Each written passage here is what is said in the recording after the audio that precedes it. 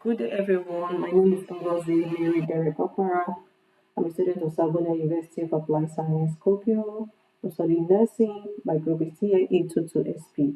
This is my thesis video. My thesis topic is childhood trauma and its influence on the later development of psychotic disorder.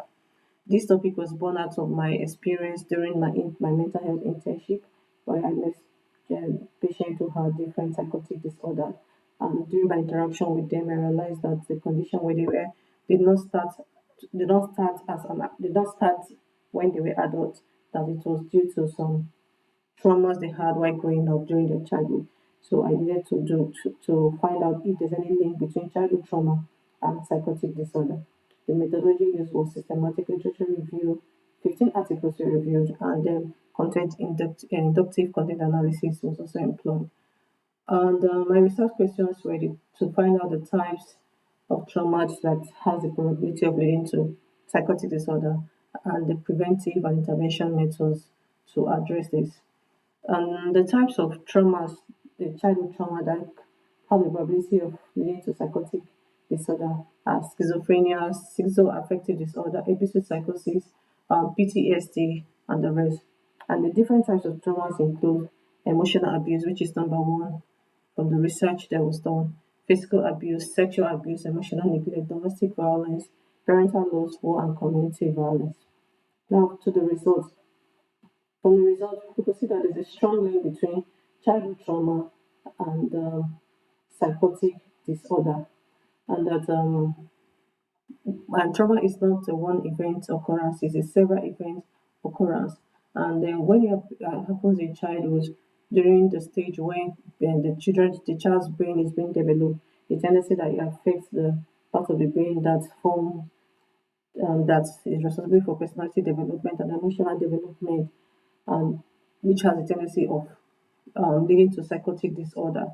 And the treatment intervention for this is early screening, a simple questionnaire during interviews when they come for mental health visit could be able to identify patients who have higher risk of childhood trauma leading to psychotic disorder and mitigate against it. Another one is trauma focused cognitive behavioral therapy, where the therapy is based on the trauma that the child has been exposed to. And then there's also specialized therapy where the plan is individualized, is planned specifically for that particular child for what the considering his environment and whatever he has gone through and his family and every other factor that could be an influence in that therapies. So these are the results of this thesis. This thesis can be useful for mental health nursing when people come.